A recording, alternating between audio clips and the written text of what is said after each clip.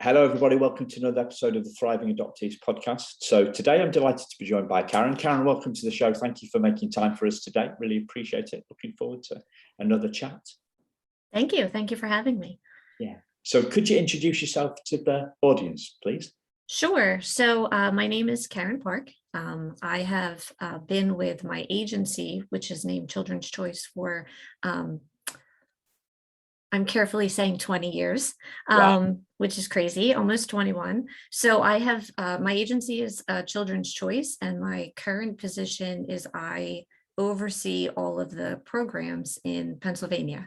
Yeah. Our main goal is fostering children in the foster care system in Pennsylvania. And then we also have an adoption license.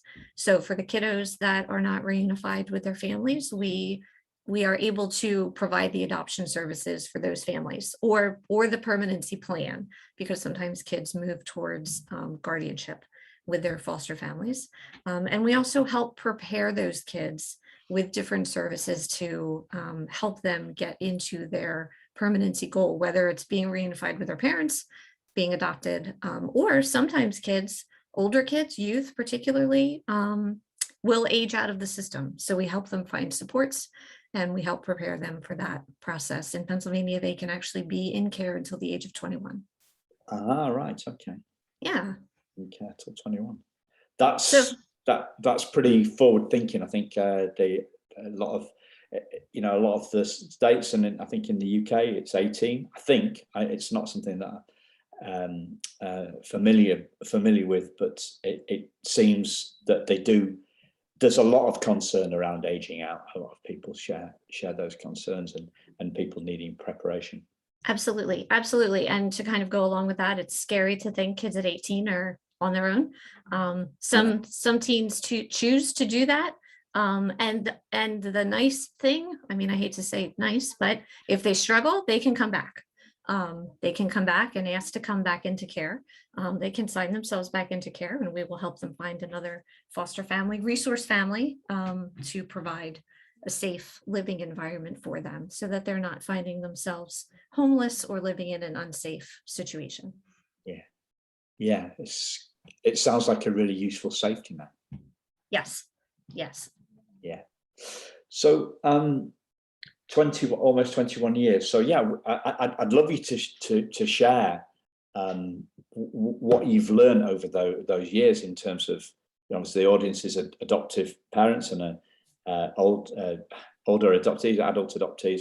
What is it that you've learned that you'd love to share with the audience? Sure. So the first thing when I kind of looked back at my time here doing this, the first thing that kind of popped into my head was children in adoption situations, they have two families. They have their birth family and they have their adoptive family.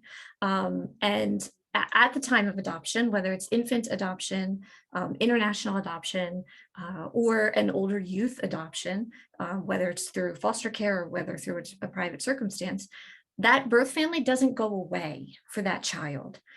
That child is always thinking about that birth family. And as an adoptive family, I think it's important to be accepting of that. Be accepting of the fact that child does have a birth family, and what that could potentially mean for that child, no matter what age that child is. And as that child gets older, what that's going to mean for that child, for that teenager, for that young adult, and be okay with it. What I find is, as long as you keep that door open to communication with that child, sometimes that's all that kiddo needs. Because chances are, if you, as the adoptive parent, are thinking about that birth family, chances are the child's thinking about that birth family too. And it's just always nice to keep that door open in terms of communication. You might be scared to talk about it. You might not know how to talk about it, and that's okay. Conversations always look different, depending upon the child, depending upon the circumstances. It can be scary to talk about adoption. Do you see that that acceptance, or what barriers do you, what gets in the way of that acceptance? And I'm also thinking that, the acceptance, it's not a 1 or a 0 thing, isn't it? It's shades. It's not black and white. It's shades of acceptance. It's got a certain level of depth to it. It's a spectrum. It's not like an on or off switch. Yeah, sure. I think to answer your question, I think there's a couple of things. I think the first one is, a child who has been adopted doesn't always have the best, I'm going to call it story, doesn't always have the best circumstances surrounding their adoption and why they were adopted, right? So kiddos that we see in the foster care system, they're coming in because of abuse or neglect. And I think sometimes adoptive families, they don't know how to talk about it.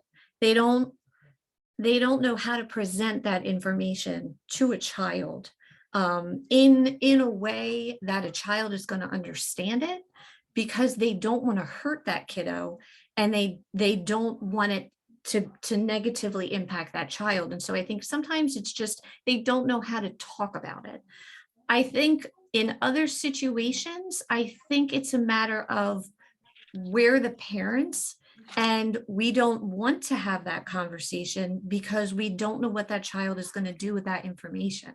We're mom, we're dad, or whatever the situation is, we're mom and mom, or we're dad and dad. And in that moment, if they start talking about adoption, maybe those adoptive parents are thinking, what is the child going to do with this information, and where could it lead?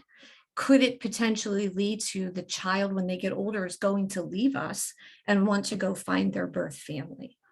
Yeah. So it sounds like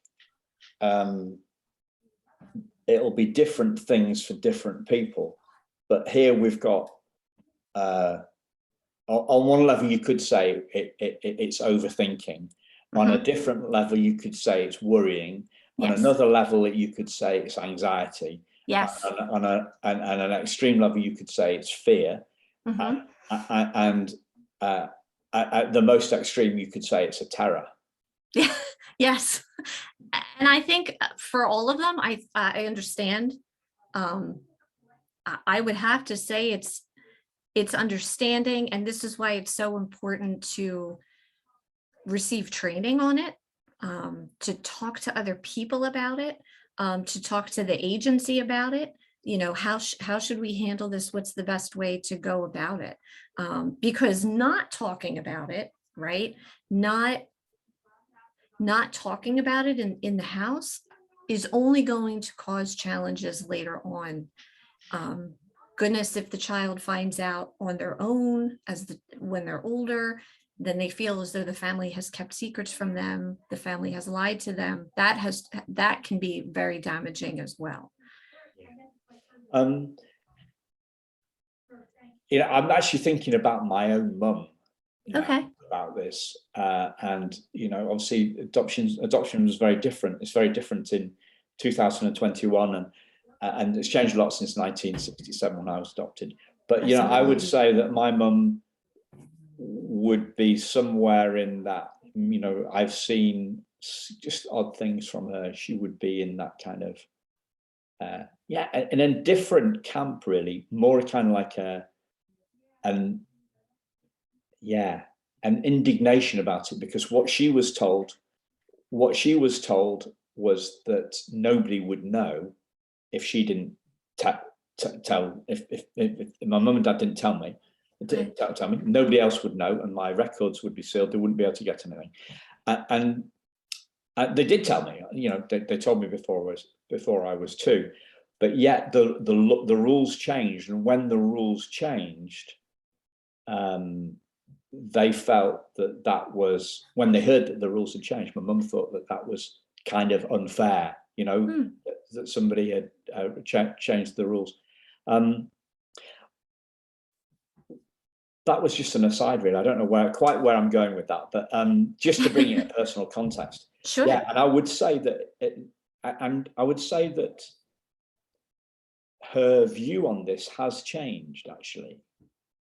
So she's become more mellow about it. She's become less irritated, indignant, angry, fearful. She's just become more mellow, about it. Okay. What the question that's popping into my mind though is how self-aware are adoptive parents about this stuff? Because we can all suppress stuff. We can all, you're talking about not talking about it. We can all bury our head in the sand to different deepnesses. I'm talking me here, right? I do this too. I'm not saying that other people. I'm great at this stuff, and nobody, but other people, they're the ones with the problem. But how self-aware are parents about this stuff? Adoptive parents, would you say?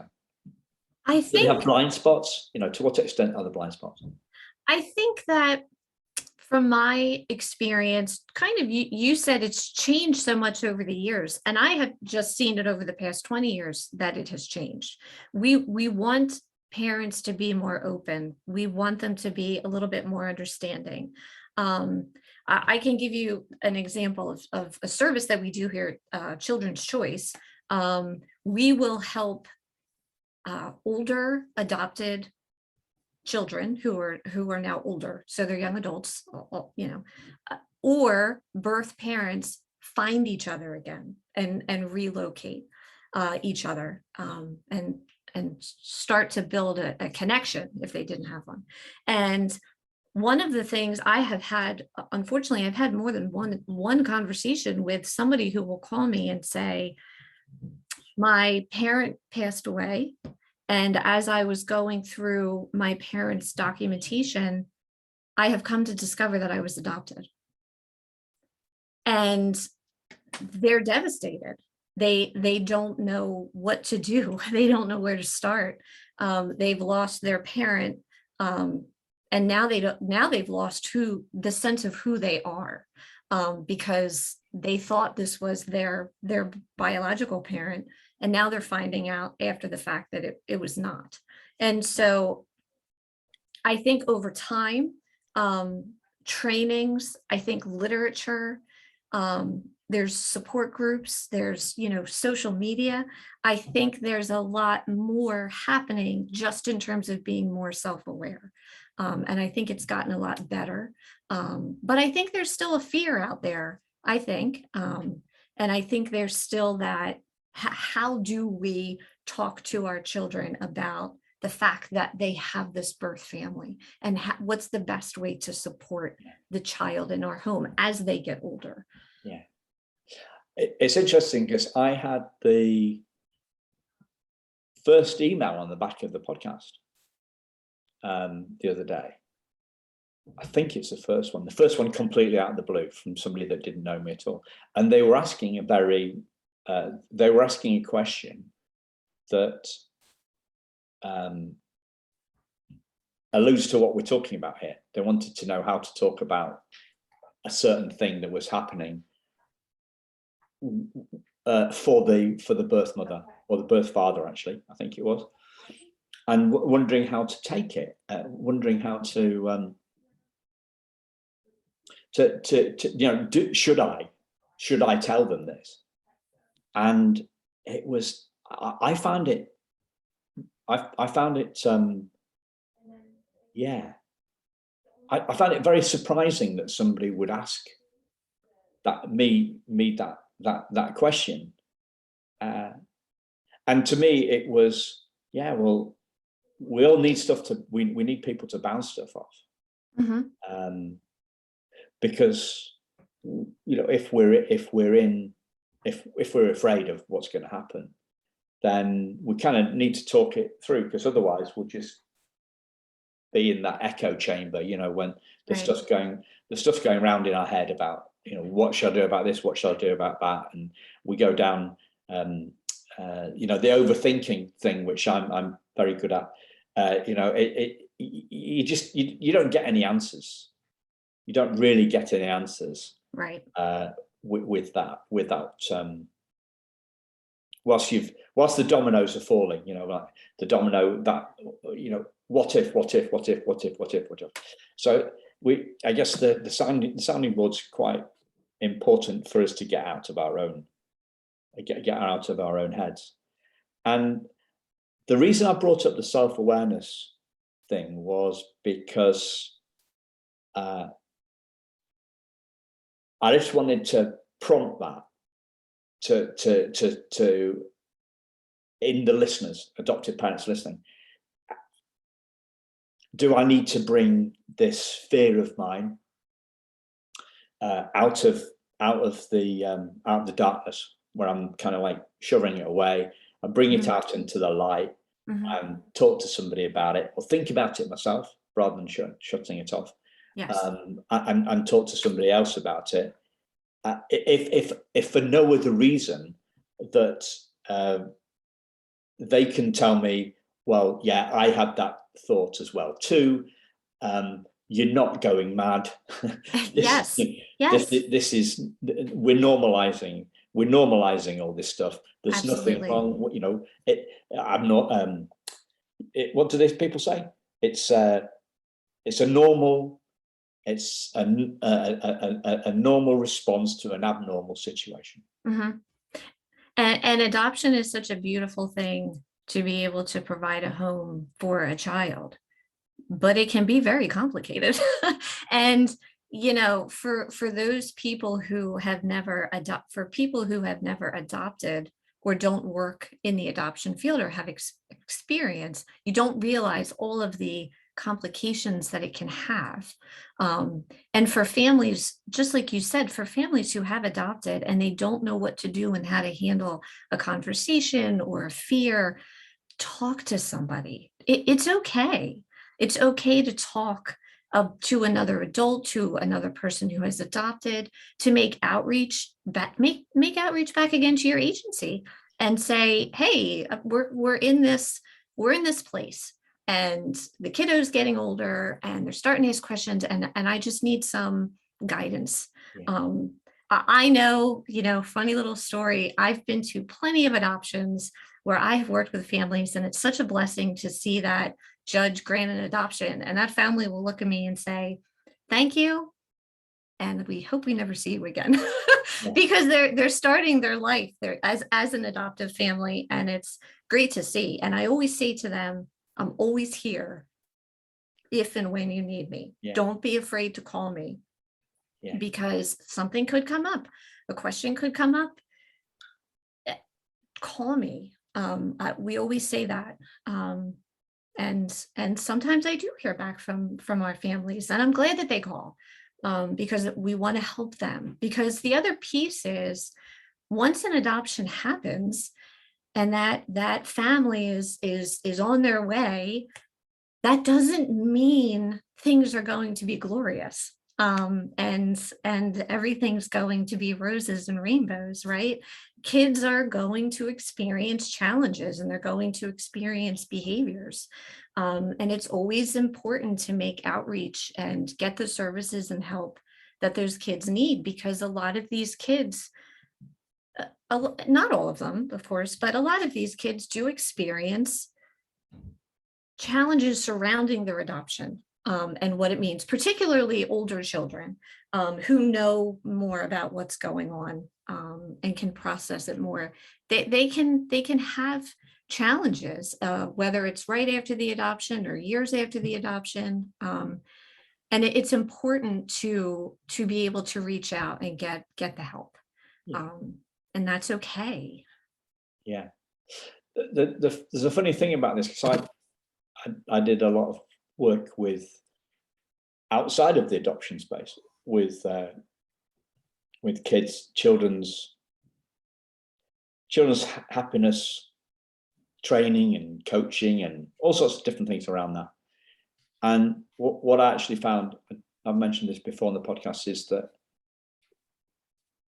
those bio parents, or whatever, non-adoptive parents, they were actually less what's the word? Yeah, less open. First off, they didn't know what they were doing either, right?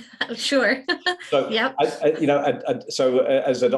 doing a podcast with a fellow adoptee this morning, recording one, and I said to him that, like, it's not just adoptees that have the monopoly Nope.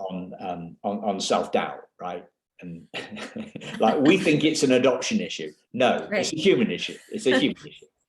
Oh no, but it's my adoption. Yeah, okay, yeah, but it's human. Oh well, no, but once we've got it in our heads, once we've pinned the tail on the wrong donkey, then we are really, we're going to grab hold of that, and we're going to grab hold of that. But yeah,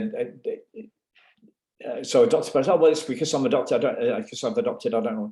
Well, yeah, kids, parents that don't adopt have exactly the same insecurities, have exactly the same moments where they don't know what to do. It's just that they have different things that they don't know what to do about. Sure. I've actually found adopted parents more proactive. It's a bit of an overused word. I don't know. It's probably not. It's not. It used to be a real cliched word, didn't it? Proactive. It's not as popular as it was. Not as overused as it was. But they are more proactive. They are more likely, in my experience, to seek outside help. And don't we want that for our kids? Don't we want our kids to ask for help? If we want to model, if we're into that kind of modeling stuff where we want to be the parent, be the person that we want our child to be, then we've got to be up for asking for help. Right. Right. I had a guy called Brian Post on the podcast a couple of weeks ago. He's saying that he's an adoptee who does adoption support stuff. Yes. You've heard of him, yeah? I have. Yeah. And he said a lot of people wait way too late, way too late. So the earlier we can grab the bull by the horns, the more chance we've got of it. And I'm one to say, to whether you're a foster parent or an adoptive parent, you have to take care of yourself to also take care of your kids. And that's important. And like you said, your kids learn from us. They learn from their parents, and reaching out and getting help. It's good. It's more so than ever, of course, these days with everything else that's going on in the world.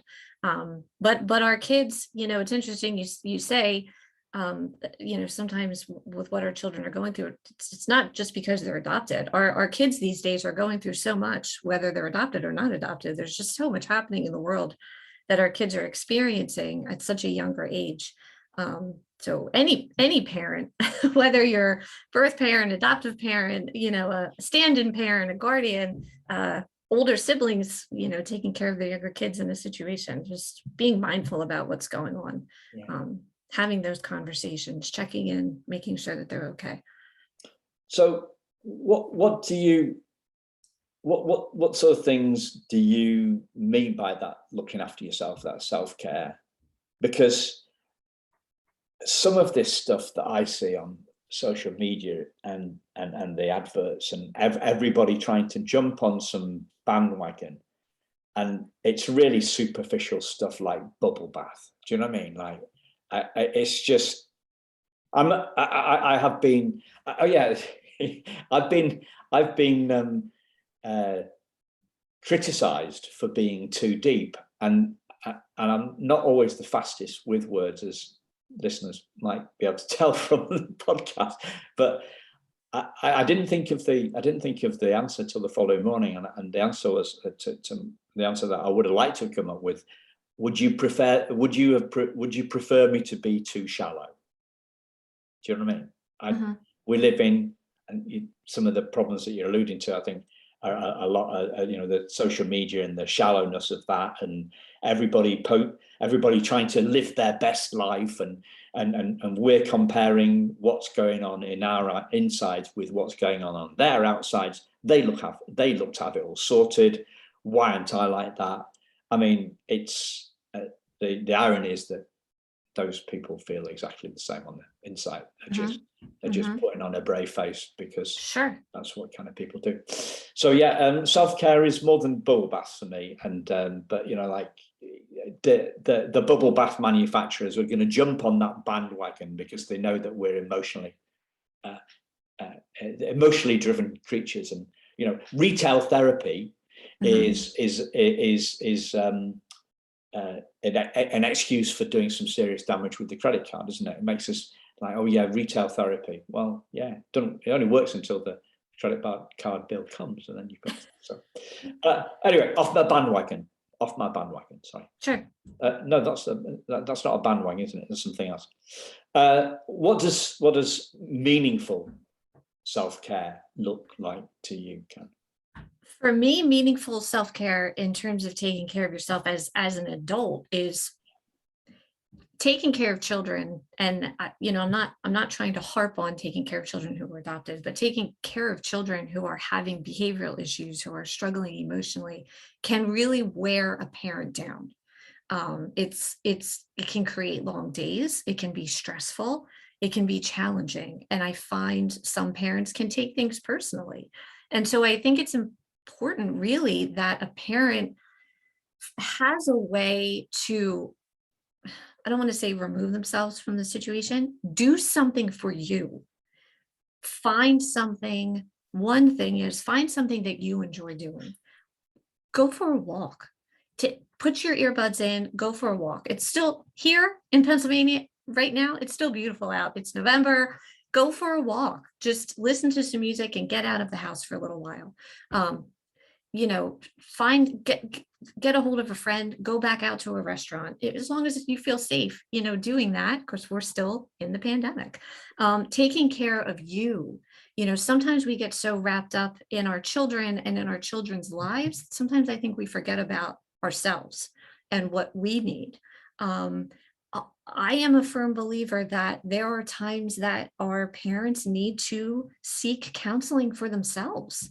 If they're starting to feel weighed down, if they're starting to feel bogged down, if they're starting to take on their children's stress, they sometimes themselves need to speak to a counselor and make sure that they're addressing how they're feeling, and also getting good tips and strategies on how to work with their children's stress and emotional just emotions that they have going on at home. Because again, if you're not taking care of your own stress as an adult, the kids are going to see that. They're going to see your stress. They're going to see your burnout, because I think parents can get burnout. Being a parent, it can be hard because a lot of our parents are also working themselves. And there's a lot of things going on. So, you know, if you want to go shopping, but just sometimes it's just even the little things. I for myself, I'm not on social media. I don't get wrapped up in Facebook. I don't get wrapped up in Twitter. I don't get wrapped up on TikTok and Instagram and Snapchat. And there's just some times where the family needs to put the devices down and come together and just pop on a movie or sit down and play a game. Just kind of get to know, you know, get back to the basics, which was interesting during the pandemic when we were all strapped together in a house and couldn't leave and needed to sometimes get back to those basics of doing those things and spending a whole bunch of time together, getting to know each other. So for me, that's what I mean by self-care. Okay.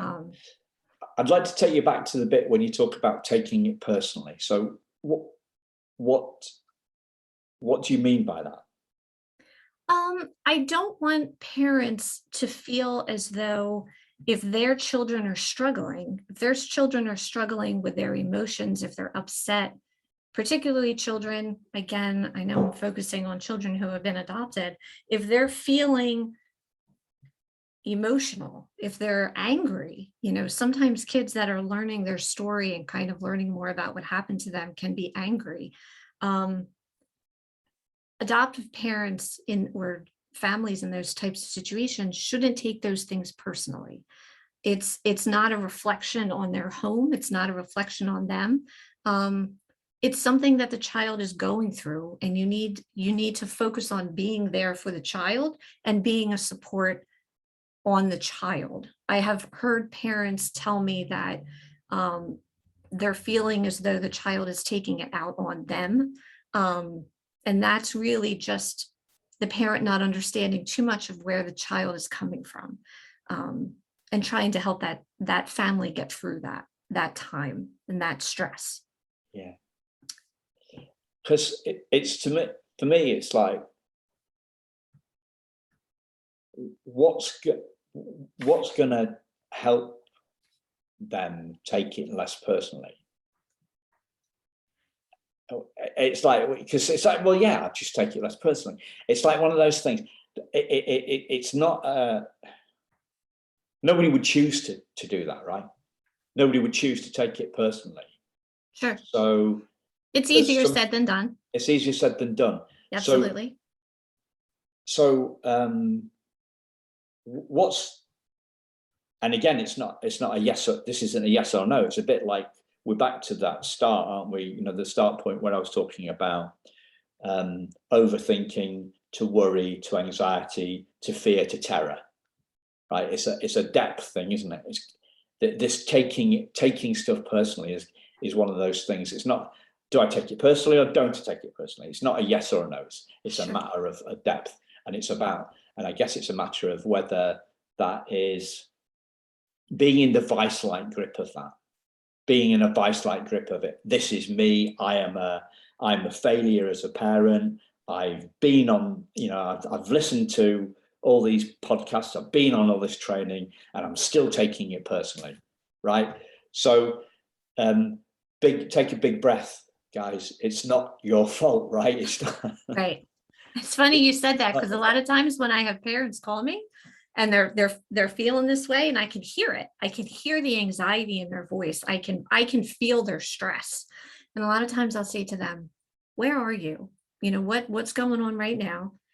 Take a breath, take a breather. I'm here with you on the phone, but just take a breath and let's just talk through this.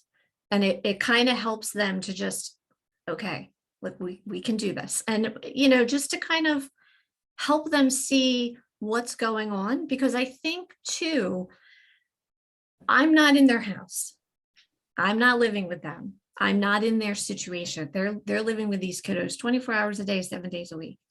And so for them to talk to somebody and talk about what's going on, tell me about the situation, because now for them to pick up the phone and call, they've got some type of stress going on. What led you to picking up the phone and calling me, and talking through that, it can help them just sort of, as a parent, I can feel them de-escalating and going, okay. And, I'll go back later and check in and see how things are going. But just being more self-aware, because if you as a parent are in that kind of heightened stress type of anxiety situation, and I'm feeling it on the phone, chances are the household members are also feeling it in the house.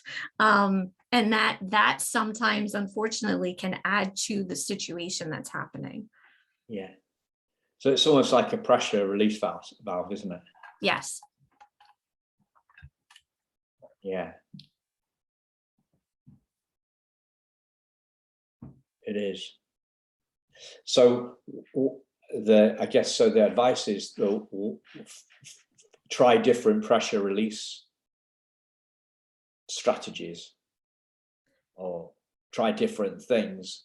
Yeah, always. For me, I always say to the parents, if you feel yourself becoming too stressed out, take a step back. Just give yourself a timeout. We always say as a disciplining technique for parents, we talk about timeout. Give yourself one.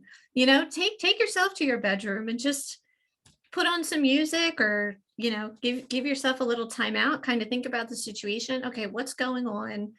How did we get to the place where we are right now? How can I kind of go at this a little bit differently, and then revisit it? Yeah. maybe you need to call a friend, maybe you need to call a sibling, maybe you need to just kind of talk this through with another adult. Have that phone a friend type of lifeline that you can reach out to and de-escalate. So two things are popping into my head on the basis of that is that Sure. we're always, sometimes when we try and get in and meddle with our feelings, then it just makes it worse. You know, the civil war just goes on. And, you know, like sometimes you go to bed with a problem and you wake up and it's not a problem anymore. Have you ever done that? Absolutely. So you get some perspective. Mm-hmm. And so that perspective came, you weren't doing anything, you were asleep. You know, the perspective came. So people say, "Oh, what do I do?" We're all looking for what we do. Sometimes it's for me, it's one of those ones where less is more, isn't it? You know, we're all trying to figure it out. We're all trying to squash. We're all trying to sit on our emotions. I saw something on this morning in a Facebook group, and the thing that came into my mind was the song from Frozen, you know, where she says, "Let it go, Let it go, let it go, right? Let it go." Well, it's not a thing, right? It's just a thought. Like, what are we letting go of? So I put, you can't let it go because there's nothing there. mm-hmm. It's not a thing. It's just an idea bounding around your head. You can't let it go like you can let go of a drink cup or something like that. And then somebody else chipped in, let go of the need to let go. Oh my. That's getting deep, right? Yeah, well, I think for me, what changes is when we have an insight, right? So the podcast is all about bringing together different people's insights in the hopes that it provokes some insights within the listeners. So that's why I said there was two things that popped into my mind. I talked about, you know, sometimes a problem goes away because we get some perspective on it. We realize we get the solution just pops into our head and we haven't done anything. Right. So you can do something to get rid of your stress, or you can do nothing to get rid of your stress, because sometimes it goes on its own. The other thing that popped into my head was the idea that, you know, maybe that, you know, you talked about the counseling. There's a podcast by an adoptive mum called Holly Ann Petrie in the back catalogue. I'll link to it, and she talks about unpacking our baggage as adoptive parents. Mm-hmm. And so that's looking at our stuff. Yep.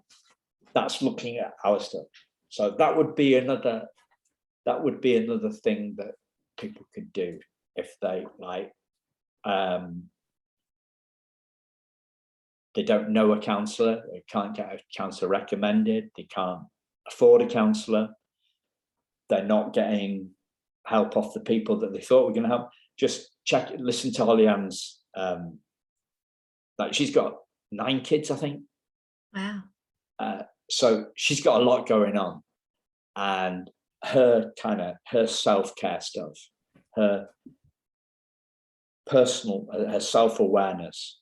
Yeah, it's more about self-awareness than self-care, because the self-awareness changes. You know, we're talking about having insights, changing the way that we think, or the way we think changing. With 9 children, that probably changes for her several times a day. Yeah. Yeah. Yeah. Wow. Well, this is the thing, right? What I think one of the challenges is that we've become kind of emotophobic. And I was listening to a guy years ago, and he was talking about the history of feelings. Like, he's quite an old guy, he's in his 80s, right? He said, you know, he's a psychotherapist and gone down a slightly different route, more spiritual route. He said, yeah, it's a guy called George Pransky. He says, he's got a great book called The Relationship Handbook. If people want to check him out. He says, well, it's got this really gentle way of talking, slow way. Saying, like, feelings, well, nobody really cared about feelings to the 40s, in the 50s. In the 40s, everybody was too busy surviving. It's World War. Nobody's really caring about feelings. Feelings weren't discussed much, and and then it suddenly became a big deal. And we've become kind of emotophobic now, haven't we? So I think we've become, and there are psychiatrists and psychologists talking about this at the moment. You don't have a syndrome, you just have feelings. But like, no, what am I going to do about my feelings? All right, yeah, we kind of get wrapped around the axle of our feelings, and yes, and the fact that psychologists are saying this, yeah, because they're the ones that are, oh well, it's a really, you're suppressing it, Simon. Oh well, no, you're in the fog, Simon. You're in denial. This is what kind of some people say to me, like adoptees say to me, oh, you're in the fog, you're in denial. When you say that it didn't have that big an issue, well, thank you, but I've done a lot of digging around in this stuff, and I'm not in denial. You seem to be the one that's in a little bit more fog than me. You seem to be struggling a little bit. So, but obviously you can't have that. We don't have those conversations, do we? Especially not on social media. It's all, you're wrong. You're wrong. Yeah. Yeah. So I think it's important to identify the feelings, because I think some of our children don't know how to identify them and talk about them. That's, just be open about it and talk about it. Where's it coming from? I mean, well, that's easy one, that. Well, there you go. Well, but as adults, we think that the weather, we've got this thing called miserable weather here in the UK. Have you got that? No, I'm sorry. It's absolutely beautiful right now. Do you never have miserable weather in the States? Not right now. We get miserable weather. Can weather make people miserable? Oh, absolutely. Yes. Can it? Yes. How does that work? Well, how does miserable weather make people miserable? Well, yeah, that's the question. Well, it's cloudy and it's damp and it's rainy and it's disgusting to go out in. It is outside, but you have to look out, and it makes things darker. Personally, I love the rain. I love the rain. I love cold weather. I love snow. So I don't mind miserable weather. I love the sunshine too. Don't get me wrong. But I think the weather definitely has impact on people. So. Well, that's definitely the perceived wisdom. But I've been happy in the rain, and I've also been sad in the sunshine. And I've been happy and I've been sad in the rain as well. To me, they're two different things. Okay.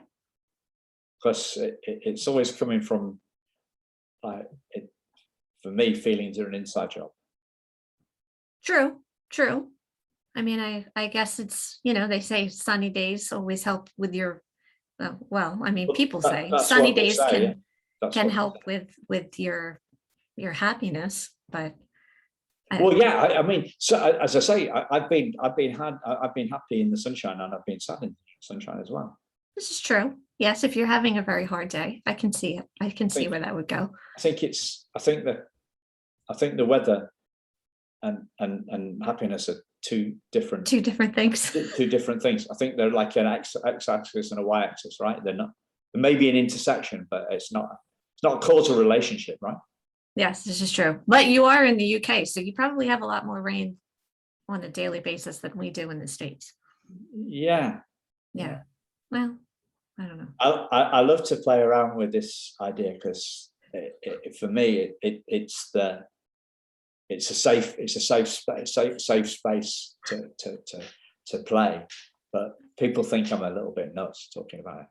Well, I mean, then you have to, okay, so then you have to look into, they say that, folks who spend more time in the United States where it's darker more during the day, that impacts their mood a little bit more. Well, that's what they say, yeah. But they used to say they used to say that the world was flat. I don't know if it was the same people. Well, scientists, Scientists, they used to say that the world was flat. They used to say that the sun went around the earth. Scientists did that, and then the guys that said that were strung up, I think, weren't they, for challenging the norm? Yes. Yeah. True. Okay. True. Anyway, definitely something to think about for the rest of the day. But for me, feelings are always an inside job, and it's like, would I want my kid to grow up thinking that the weather determined their mood or not? Interesting one. I don't know. This is true. What would you like to close with, other than this weird ramble I've taken you down? About the weather? As I'm telling you how beautiful it is here in Pennsylvania.